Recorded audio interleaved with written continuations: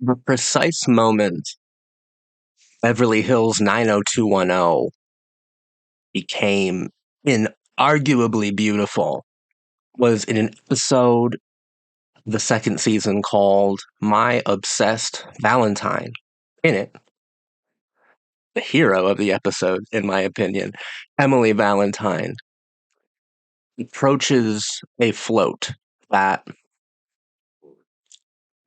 the main ensemble had built, commemorating a victory of West Beverly High School.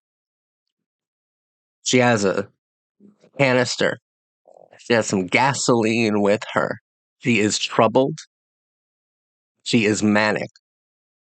And as the title of the episode implies, she is obsessive romantically. She's a vandal. At the same time, Dylan and Brenda, the main couple of the show so far, are enjoying a piece of classical music, a violinist in concert. As the violinist plays, we cut through montage back and forth between Emily Valentine destroying the float and covering it, wrenching it, soaking it in gasoline, and the violinist playing passionately, deliberately, perfectly, without flaw or error for the yuppies in concert. It's not just juxtaposition, it's the rhythm of the cut.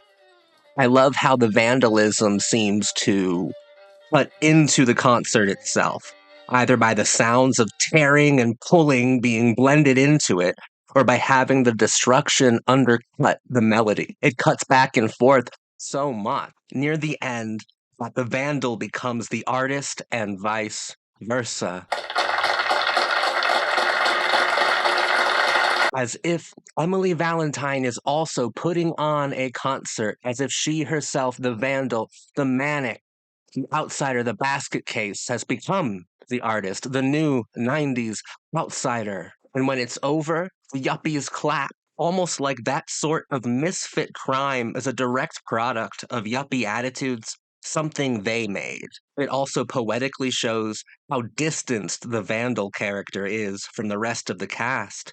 Both the violinist and the vandal are equally passionate, and both are making music. Emily Valentine is a musician in this scene. The juxtaposition makes it feel as if they're either making music together or dueling sonically. That opens up a dozen different ways that the show is viewing this outsider character and her behavior. That that's one of the most brilliant scenes I've ever seen in teen television.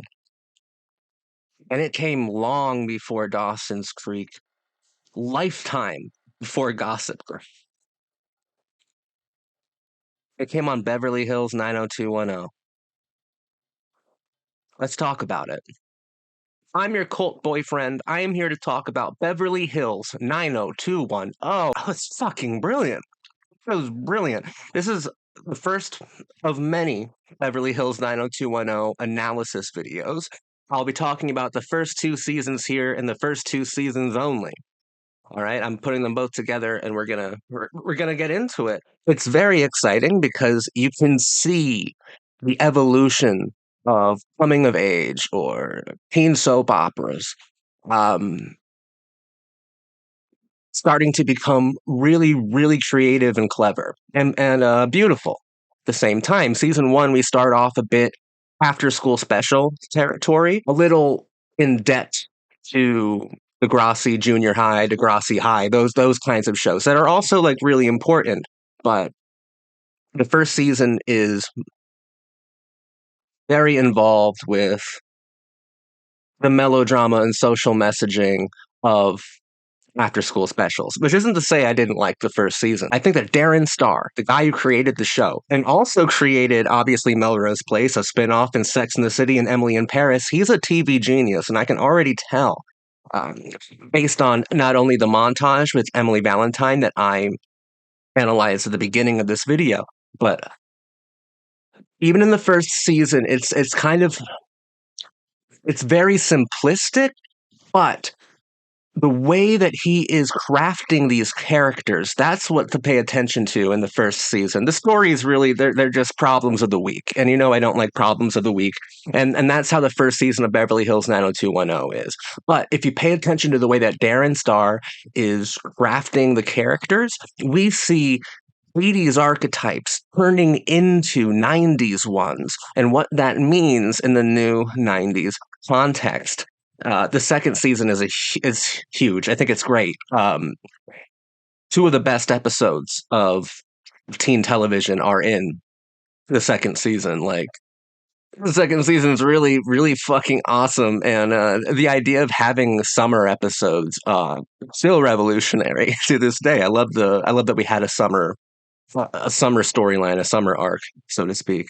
Let's go through the characters. The show is about Brandon and Brenda, twins, who move from Minnesota to California to attend West Beverly High, and they become absorbed, taken under the wing of the atmosphere that is upper crust, beautiful blonde attitudes and philosophies.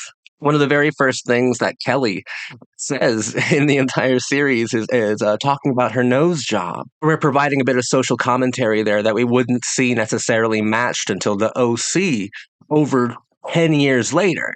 When people call Beverly Hills 90210 the blueprint, they mean that hyper literally. Just within the first two seasons, you can see the OC, you can see Gossip Girl, you can see My So-Called Life, and Freaks and Geeks, and Dawson's Creek. You can see Pretty Little Liars. You can see every single teen drama that followed.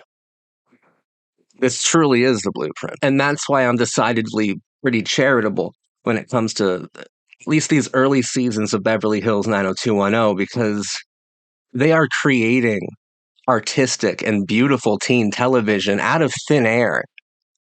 This show is entirely revolutionary and innovative. We start with morality tales, like in the first season, and by the middle of the second season, we are being very complicated. We are playing with highly complex philosophical ideas and concepts. So characters. Zach, stay on fucking topic, dude. Brandon, played by Jason Priestley. I like him, but I mean, he might be the most annoying character to me. I think that Emily Valentine put it perfectly. He's so frighteningly normal. He is frighteningly normal. And it might be Jason Priestley's delivery. He just doesn't. Out of every character, he feels the least believable. Um, I don't know. I don't really like how self-righteous he can be, because it makes him seem entirely arrogant for the most part. Uh, but you know, I don't hate the character.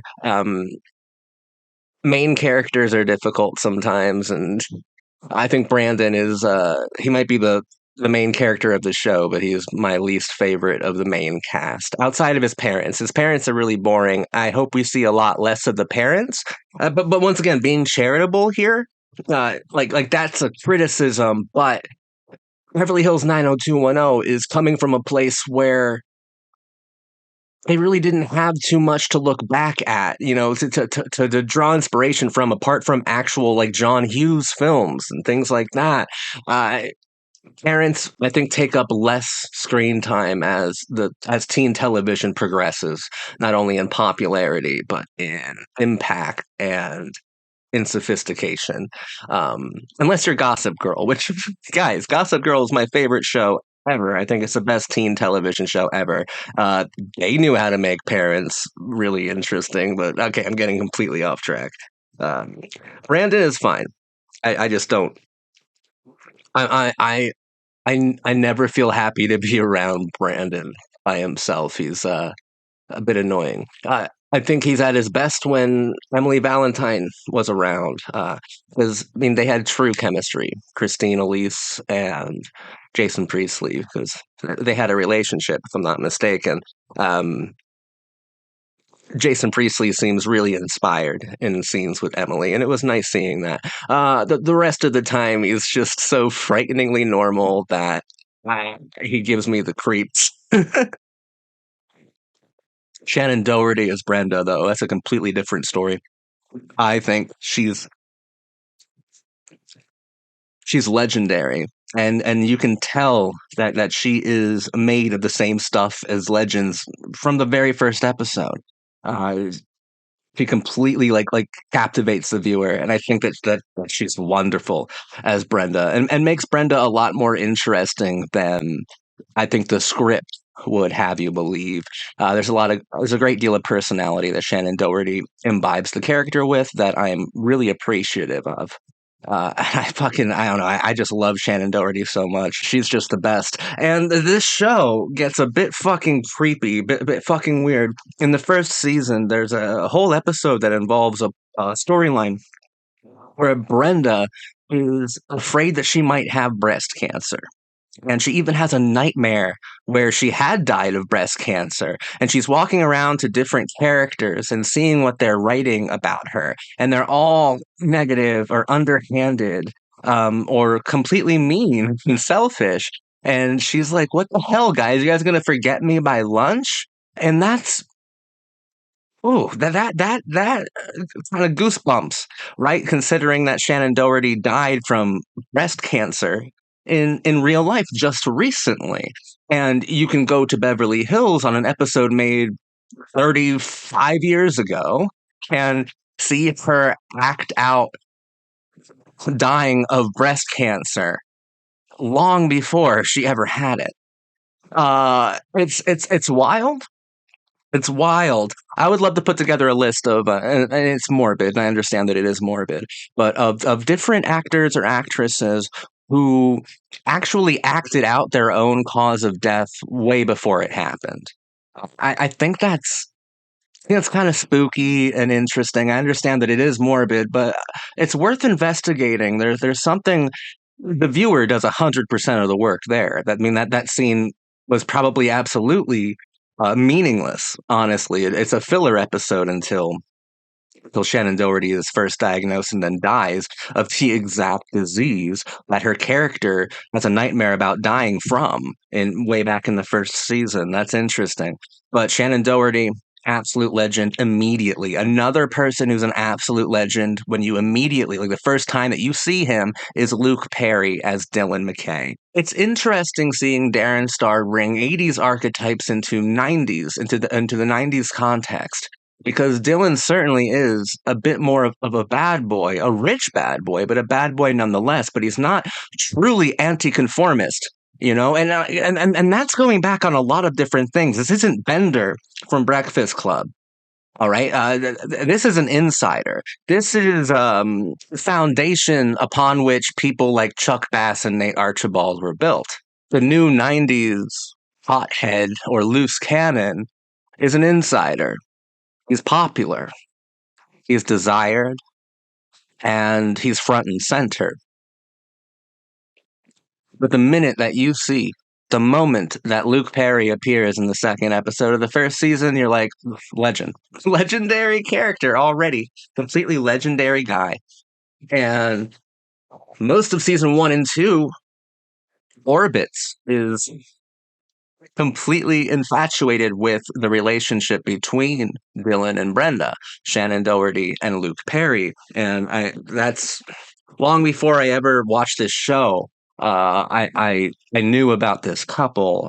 Seeing so many pictures of Luke and Shannon together, they are complete legends eternally, and they do look very good together. They did a few interesting things. If I'm being completely honest, I love Shannon Doherty and Luke Perry, but to be completely honest, by season two, I was over it. I was kind of over their relationship. They they did as much as they could. Near the end of season two, they became boring. Um, Now I know Darren Star knows how to write melodrama, so he's going to do the unexpected, and he's going to make it interesting again. Uh, just They felt too comfortable for me, and they weren't really challenging the show or challenging storylines the way that I like to see most. But that said, seeing them together in the same frame, there is an undeniable power. And Shannon Doherty and Luke Perry, love you guys so much. Teen television legends, you know.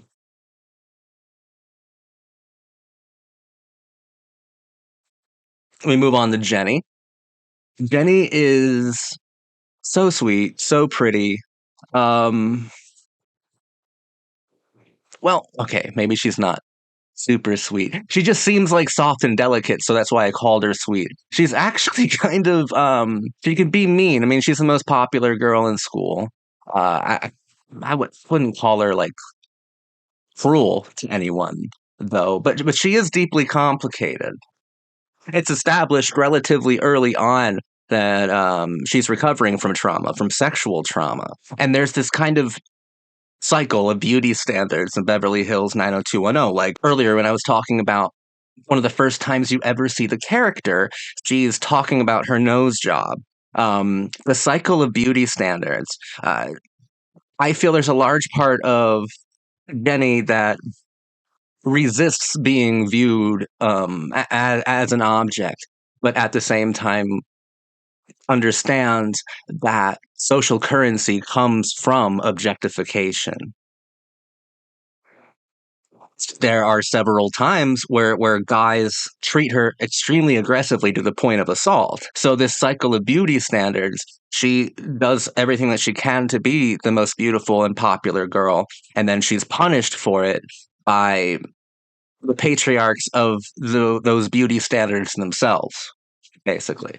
I think she is really interesting. I really like Kelly. Kelly's a character that does excite me.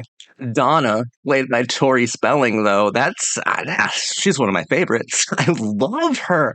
Oh my god. I love her. I love her. I love her. And I love that the character didn't really come to life until there's an episode where Brenda throws like it's a slumber party, but she won't call it one because she's afraid of seeming immature. But she has Jenny, she has Donna, and she has some other girl over who's like really mean to everybody. She also has Andrea, and eventually they're coaxed into playing a game where they're revealing their like darkest secrets, and that's one of the first times that Jenny comes out talking about experiencing brutal um dehumanizing sexual assault. And you see such a great and strong interiority within that delicate and soft exterior. Um, which is so poetic. It's like inside of every perfect blonde Californian girl, there is a tidal wave of pain and resentment, justifiably so. But within that scene, Donna, played by Tori Spelling, she didn't really do too much in any of the episodes earlier. She might have had like two lines, no characterization. And you're like, wow, you got this job because your fucking dad's the producer. Aaron Spelling, big deal. We'll talk about him in a different analysis video. I'll talk a bit more and focus on Aaron Spelling and what his vision truly is. But yes, Tori is Aaron's daughter, and she didn't really do a whole lot until that episode where I thought they were going to do a cop out again because it goes to her and everyone's sharing all these private things that like tears them up inside, breaks everyone's hearts. Then it's her turn and she's like, I've never done anything interesting. Never done anything interesting at all. I'm not an interesting person. And that admission is almost because of the way it's written and because of Tori's delivery of the line, it's just as heartbreaking as any of the other stories that we hear, and just as exposes just as much as any of the other stories that we heard in that scene that night. And then as she's leaving, she's like, "Well, I haven't done anything yet, nothing interesting yet." But I plan to. I plan to do a lot of interesting things. And it's extremely difficult not to get over analytical and meta with it like I love to and go, this is this is Donna, a staple, a legendary 90s teen character herself, telling the audience, get ready for it because I plan on doing a lot of interesting things within this genre on this show. And that's when she became an actual true character that I started to fall in love with. And I fell in love with her more when she reveals just how sensitive she is, especially about being called stupid, because she does have like a learning disability. She struggles with her grades. She's not actually stupid, but I mean, maybe a little bit, maybe a little bit, but she's so sensitive about it, and like you can tell that that's the thing that strikes her heart most, like a fucking dagger.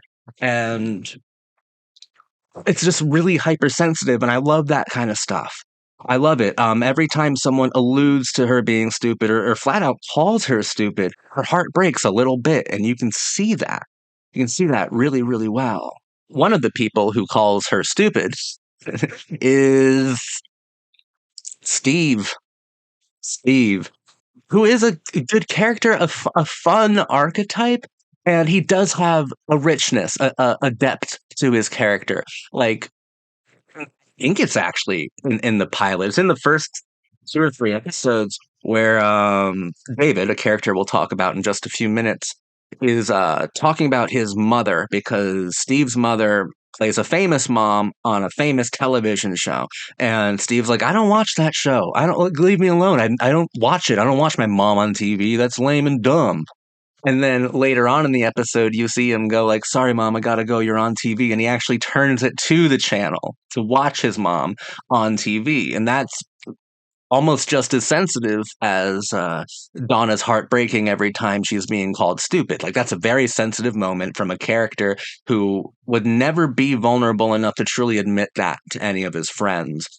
And then that idea, that theme, is actually beautifully developed and investigated in the second season, where the actor who played his mom's son on the television show starts to kind of ridicule and torment Steve.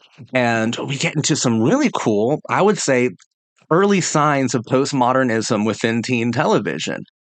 Early signs of it, because Steve is getting so upset. And Steve is jealous of a television show that his mother is on because he feels like his mother is a better mother to her fake son on the show, who is truly a terrible person, like an awful individual.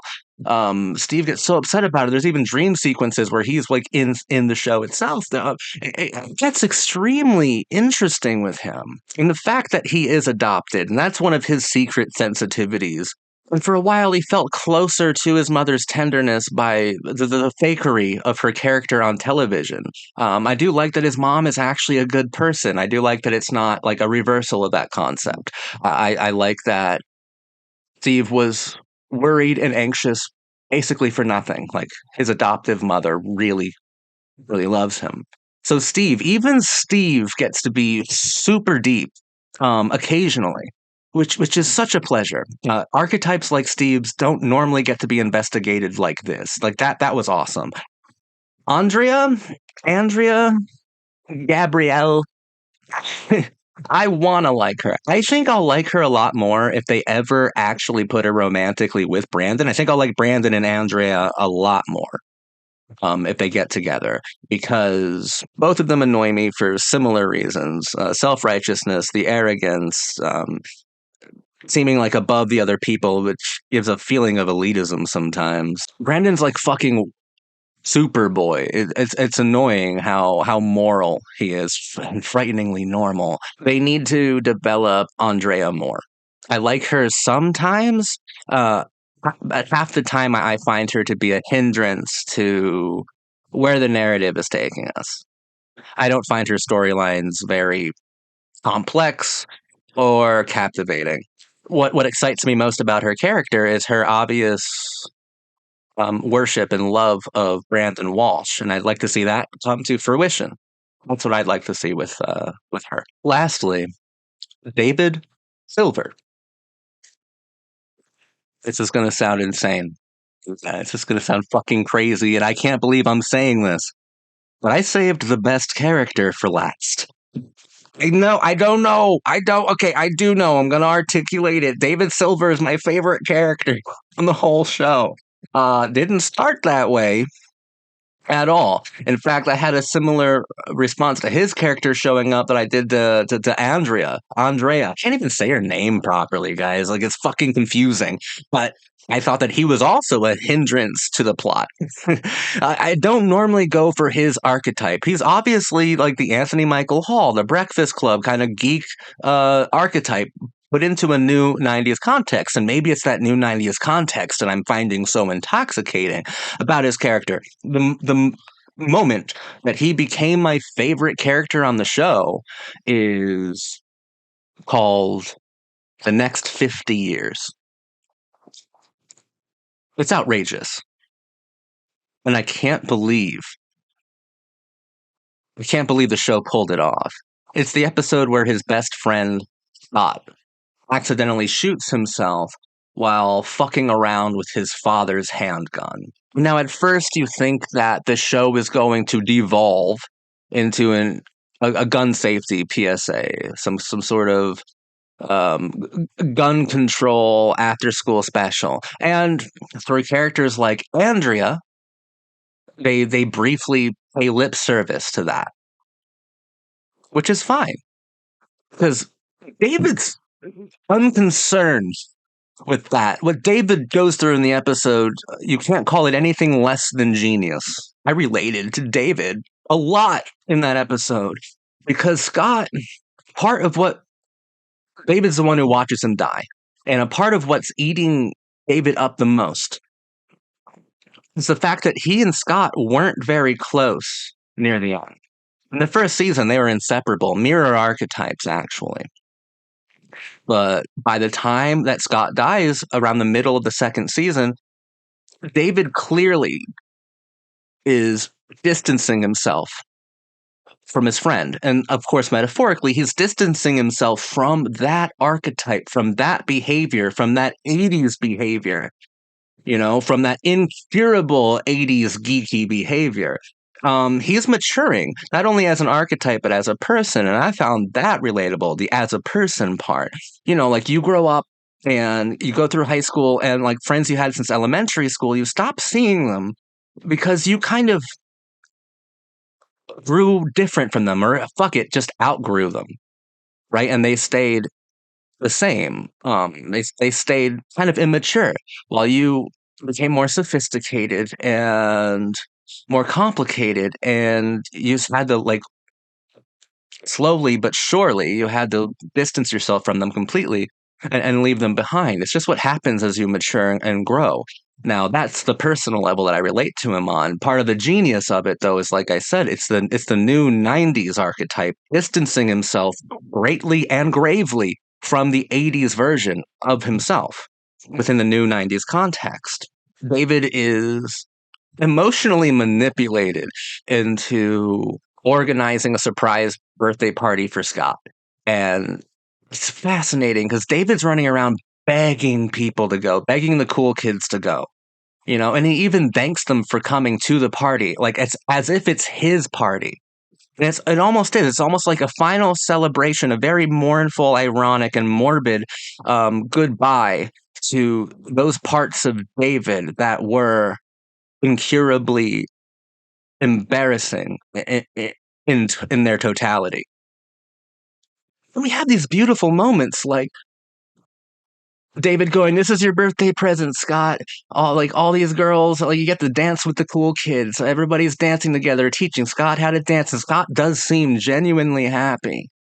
And there are so many heartbreaking moments, like Scott overhearing David say that he doesn't even like Scott anymore. There's so much complexity leading up to the moment where Scott shoots himself. Even more than that beautiful juxtaposition that I was talking about at the very beginning of the episode that had to do with Emily Valentine, it's kind of here too, because the episode opens with a chorus singing American anthems of praise and joy, right? And then after Scott dies, the chorus returns to sing funeral songs and memorial, sad, mournful melodies. And I think that contrasts beautifully with the hyper American choral arrangement at the beginning of the episode, and kind of the result of that sort of uneducated pride. David shares with Donna a nightmare that he had when they're at the funeral for Scott. David says that he had a dream that the time capsule, because the show does revolve around a time capsule that the kids are leaving for future teenagers to uncover in 50 years' time. And David had a nightmare about the time capsule itself being a coffin. Not only that, but David was inside of the coffin. Wow. Wow. He had a dream where his generation's time capsule is a coffin with his own corpse inside of it. I believe that speaks volumes, and I believe that nearly speaks for itself. Future generations inherit the corpses of previous archetypes. Future generations inherit the corpses of youth. And there's also a meta quality to this, and even deeper, because this is all pretty fucking self-referential, but there's an actual meta layer to it where Brian Austin Green and the actor who played Scott, one of them was going to be fired. Like, that was decided by the producers. One of them had to be fired, and I kind of understand why. They were the same fucking archetype. You can't have two. And I get why they didn't fire Brian Austin Green. He's a lot more captivating than the guy who played Scott. And the meta layer is that could have easily been Brian Austin Green, who the producers decided to kill off instead of Scott. Yeah, David could have been killed off instead. And that's kind of a nightmare that this character is having within the frameworks and about the frameworks of the show itself. It's such a brilliant episode. And yes, of course, you do have Andrea going around talking about gun safety. And I do think that that's like interesting and important to talk about, but the show does not focus on that. That's truly when it elevates itself from your standard morality fables, from your standard after school specials, and gets into a whole new area of art and philosophy when we're dealing with David's behavior directly after and directly before too. He's fascinating throughout the entire episode. Um, his twin archetype's death, Scott's death. It's fascinating stuff, and I do love Emily Valentine, love interest for Brandon. He's a fascinating '90s outsider, one of the first truly and purely original archetypes within Beverly Hills 90210, probably the first true archetype of the '90s, and it was a feminine, misfit, outcast, manic.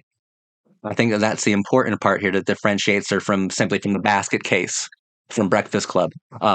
She's entirely manic, and she's largely antagonistic and untrustworthy, but also undeniably captivating, sexy, and fun to interact with.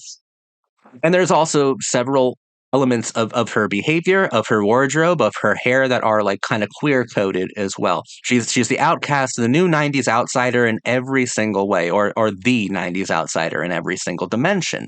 I love all the facets of her character. Really shocked to see that she's one of the most hated characters on Beverly Hills 90210. I fucking loved her. I don't understand how she's so hated. She was great. She was great. Not too much. It wasn't too much of her. I loved being around her. She was awesome. I'd let her dose me with euphoria anytime. Okay, I'm already halfway to euphoria just by looking at her. She's a stunner. When I first moved here, everyone thought I was a slut. Now, Brandon, you've made me feel like one. Thanks for the memories.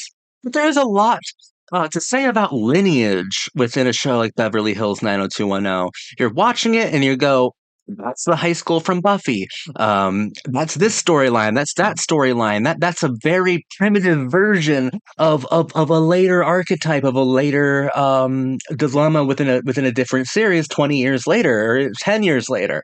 There's a lot of lineage and legacy that comes from engaging with Beverly Hills 90210, especially like this late in the game for me. I would not have appreciated it nearly as much if I covered it right after Dawson's Creek or very early on in my teen television studies. And it deserves so much credit and so much love and so much honor. Like, I want to honor this show by these videos.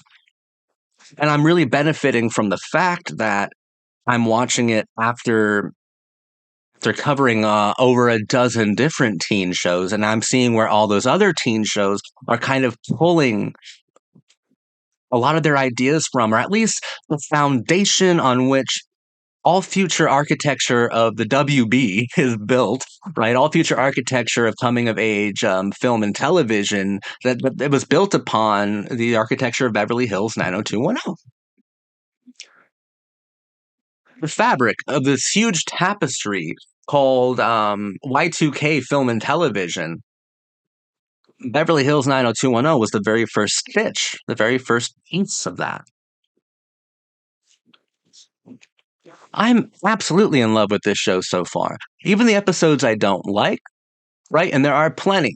There are plenty that I don't like. I still have fun with. Like the ones that don't offer much for me to analyze, I'm still having so much fun simply being around these characters and watching Darren Star and the creatives behind the scenes revolutionize teen television, revolutionize television itself into something unspeakably beautiful. It's a slow going process, but I'm thankful for that as well because I'm able to see every single time that the innovation occurs, every single time that the revolutionary actions are taken within the show itself to become um, the truly modern and prestigious genre that it would become near the end of the decade itself. At the end of the 90s, teen television would be undeniably genius. Have a lot of interesting shows going on right at the turn of the millennium, and they're all thanks to Beverly Hills 90210. Yes, it is a blueprint, and I can see that for sure. The blueprint for the architecture that I love to look at, stare at so much. I love just about everything about this show. It's really fun. It's really great. And deeply moving and powerful when it needs to be. It's great television, and I love these soap opera motifs, elements, structures, turns. You know, because it's using the soap opera to help serialize teen television, and by incorporating a deconstruction of youth through teen television with soap opera storytelling mechanics. That's honestly how you get to Dawson's Creek and Gossip Girl. That's exactly how you get there. But this is the show that did it first. God, I love it so much. I'll be back soon to talk about the next couple seasons of Beverly Hills 90210, and I can't wait. I can't like. I know this show ran for the entirety of the 90s, just the 90s. You know, like that's so fucking cool. This is the birth of everything I love most. I am here for it, man. I'm here for it. God, love this show. I love this show. Thank you for watching.